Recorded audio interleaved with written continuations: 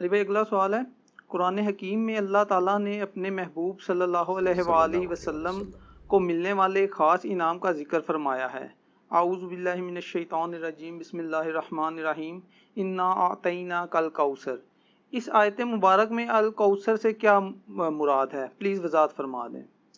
دیکھیں، نبی صلی اللہ علیہ وآلہ وسلم کو اللہ تعالیٰ نے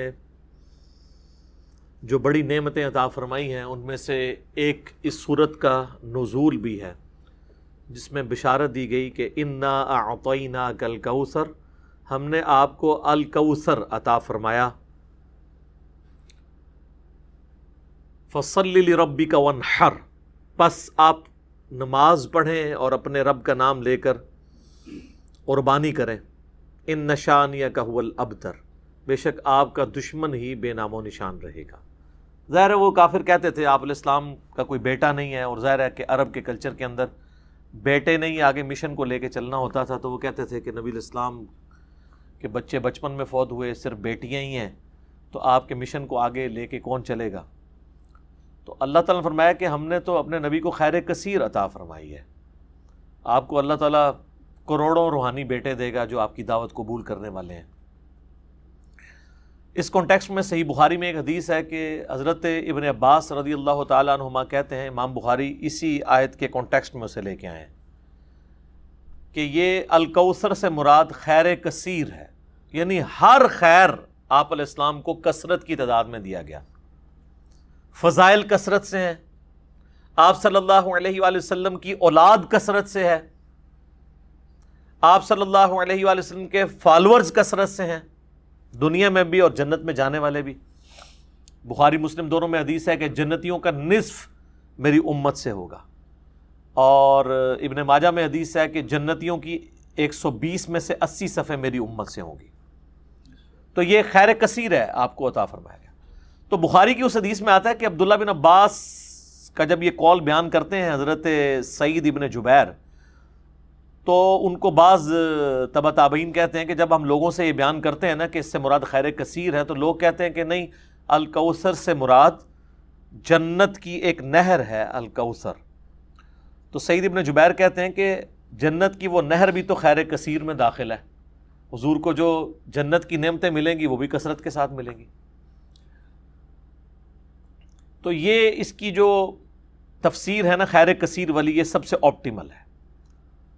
اس میں جو ہے وہ حوض کوثر بھی شامل ہے، جو صحیح مسلم میں حدیث ہے کہ نبی صلی اللہ علیہ وآلہ وسلم صحابہ میں بیٹھے تھے تو آپ کو اچانک ایک اونگ آئی، تھوڑی دیر بعد جب آپ کی آنکھ کھلی تو آپ مسکرا رہے تھے، اور پھر آپ نے کہا کہ ابھی ابھی اللہ تعالیٰ نے مجھ پہ یہ آیات نازل کی ہیں، بسم اللہ الرحمن الرحیم، یعنی آپ علیہ السلام نے بسم اللہ سے اسے سٹارٹ کیا، انا اعطیناک الکوثر فصل لربک وانحر ان شانئک ھو الابتر۔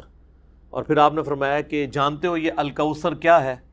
تو صحابہ نے کہا اللہ اس کا رسول بہتر جانتے ہیں۔ تو آپ صلی اللہ علیہ وآلہ وسلم نے فرمایا یہ جنت میں ایک نہر ہے جو مجھے اللہ تعالیٰ نے عطا فرمائی ہے، اور اس کے کنارے کی جو مٹی ہے وہ کستوری سے زیادہ خوشبودار ہے، اور اس کے برتن آسمان کے ستاروں کے برابر ہیں۔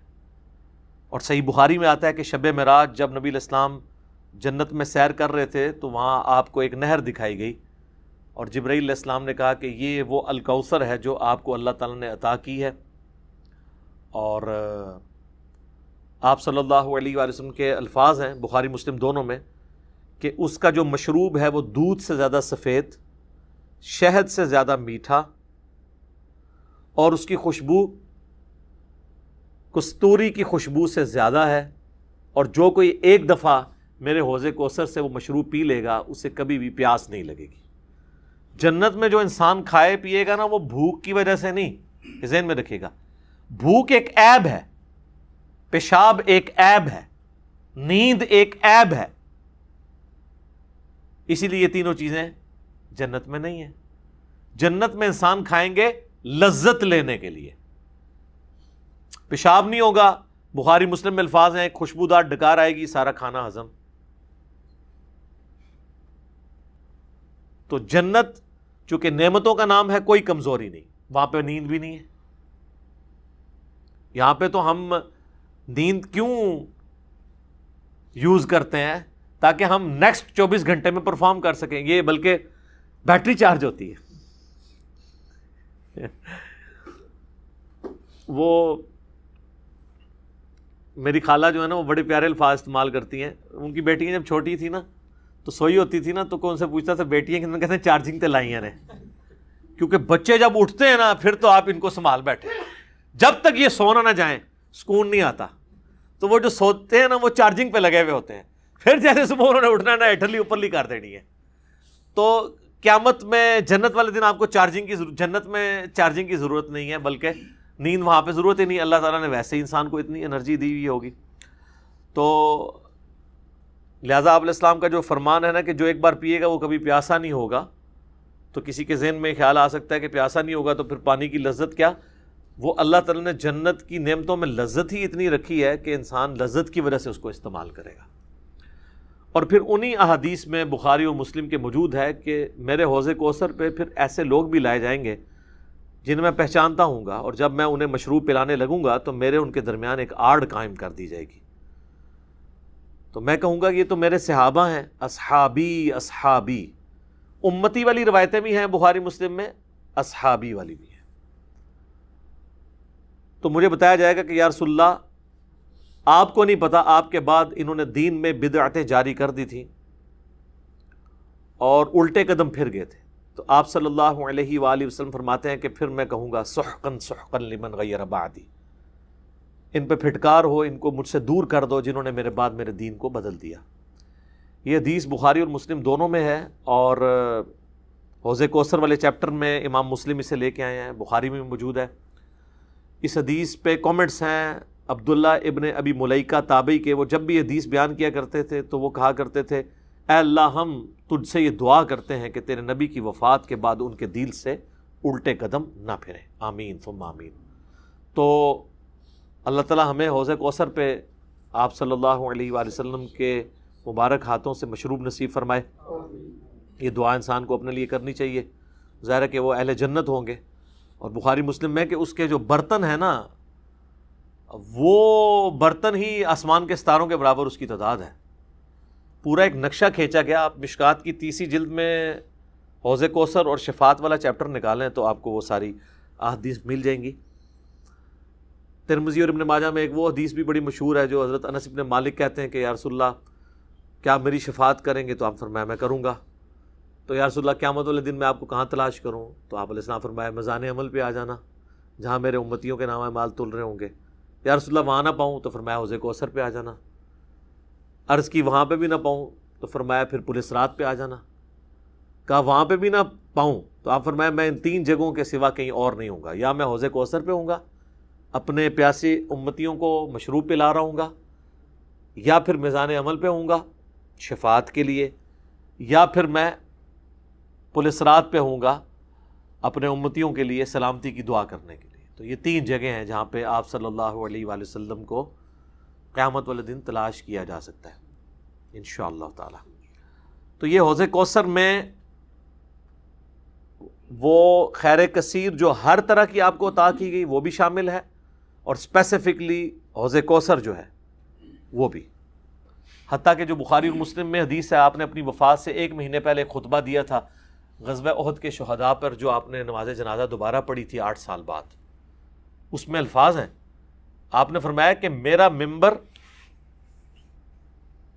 جو ہے وہ حوض کوثر پہ لگا ہوا ہے. یہ والے جو الفاظ ہیں یہ دوسری حدیث میں، کیونکہ وہاں پہ ممبر نہیں تھا. یہ الفاظ ہیں بخاری اور مسلم کی وہ حدیث کہ میرے گھر سے میرے ممبر سے میرے گھر تک جنت کے ٹکڑوں میں سے ایک ٹکڑا ہے ریاض الجنہ. اس میں الفاظ ہیں اور میرا ممبر جو ہے وہ حوض کوثر پہ لگا ہوا ہے. یعنی آپ علیہ السلام وہ دیکھ رہے تھے حوض کوثر کا منظر، ٹائم میں گزار کے آپ کو دکھایا گیا. وہ جو بخاری مسلم کی وہ والی حدیث ہے عقبہ بن عامر والی، جو شہدائے احد پہ آپ نے 8 سال بعد جنازہ پڑھا اپنی وفات سے 1 مہینہ پہلے. اور عقبہ ابن عامر کے الفاظ ہیں یہ آخری دفعہ میں نے رسول اللہ کو ممبر پہ دیکھا، اس کے بعد میں نے آپ کو نہیں دیکھا. تو اس میں الفاظ ہیں آپ نے فرمایا کہ میں اپنے حوض کوثر کو اس وقت بھی دیکھ رہا ہوں، اور دیکھنا میرے بعد جو ہے وہ مجھے تم سے یہ خطرہ نہیں کہ تم شرک میں مبتلا ہو جاؤ گے، بلکہ مجھے خطرہ ہے کہ تم دنیا کے مال میں پڑ جاؤ گے اور پھر اس کی لالچ میں ایک دوسرے کو قتل کرو گے اور تم بھی تباہ و برباد ہو جاؤ گے جس طرح اگلی قومیں تباہ و برباد ہو گئی۔ تو اس میں بھی حوض کوثر کے الفاظ موجود ہیں۔ اور پھر میرے کربلا والے ریسرچ پیپر میں بھی آپ کو پتہ ہے ایک حدیث ہے جو میں نے حوض کوثر کا ذکر اس حدیث کے اندر بھی موجود ہے۔ جب وہ سنن ابی داؤد کی ایک حدیث ہے نا، وہ عبید اللہ ابن زیاد کے پاس ایک وہ آتا ہے، ہاں یہ ابو داؤد کے اندر 4749 ہے۔ ابو طالوت تابعی کہتے ہیں کہ میں ابو برزہ کو میں نے دیکھا کہ وہ گورنر یزید عبید اللہ ابن زیاد کے پاس آئے جب کہ وہ دسترخوان پر تھا، تو اس نے ابو برزہ کو آتے ہوئے دیکھا اور کہا کہ یہ تمہارا ٹھگنا محمدی ہے۔ استغفر اللہ، ان کا قد چھوٹا تھا تو ان کا اے گینڈا محمدی، یعنی محمدی اس نے اس لیے کہا کہ وہ حضور کا صحابی تھا۔ تو یہ کتنی سخت توہین کی عبید اللہ ابن زیاد نے۔ یہ وہی خبیث ہے جس کے بارے میں بخاری میں 3748 نمبر حدیث ہے، جس میں امام بخاری نے حسین کے ساتھ علیہ السلام لکھا ہے کہ یہ حضرت حسین کے حسن میں کلام کرنے لگا تو انس ابن مالک نے کہا کہ رسول اللہ کے سب سے زیادہ مشابہت رکھنے والے حسین تھے۔ یہ وہی عبید اللہ ابن زیاد ہے۔ تو یہ صحابہ کے گستاخ ہیں، آل امیہ ہیں، یہ بنو امیہ کے خدمت گار۔ تو اب آپ دیکھیں جب اس نے یہ بات کی نا تو حضرت ابو برزہ اس کی طنزیہ بات کو سمجھ گیا۔ آپ نے فرمایا مجھے گمان نہیں تھا کہ میں ایسے لوگوں کے دور حکومت تک زندہ رہوں گا جو مجھے رسول اللہ کی صحبت پر آر دلائیں گے، کہ میری زندگی میں یہ وقت بھی آنا ہے کہ رسول اللہ کی وجہ سے ہمیں پوری دنیا پہ غلبہ ملا، اور اس غلبے کی حکومت کو جو لوگ انجوائے کر رہے ہیں عرب کے بدو، یہ رسول اللہ سے میری نسبت پہ مجھے آر دلائیں گے، کہ مجھے کہہ رہے ہیں کہ ٹھگنا محمدی، یعنی پنجابی سے کہنا گینڈا محمدی، نعوذ باللہ۔ تو اب اس نے فوراً پینترا بدلا، وہ کہنے لگا کہ محمد صلی اللہ علیہ وسلم کی صحابیت تمہارے لیے باعث زینت ہے، آر کا سبب نہیں۔ پھر کہنے لگا کہ میں نے تمہیں اس لیے بلوایا ہے کہ تم سے حوض کوثر کے بارے میں پوچھوں، کیا تم نے رسول اللہ سے اس کے بارے میں کچھ سنا ہے؟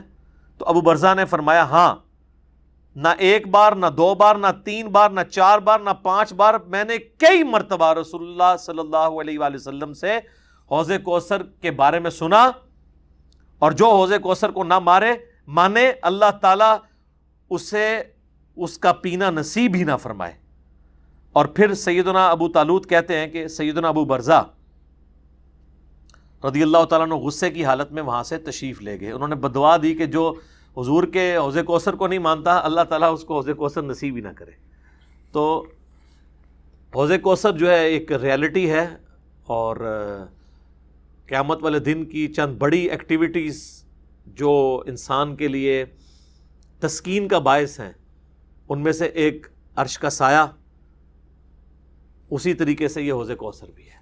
اس گرمی کے اندر اللہ تعالیٰ کی نعمتوں میں سے بڑی نعمت ہے، ہم سب کو نصیب فرمائے، آمین ثم آمین۔ ٹھیک ہو گیا جی؟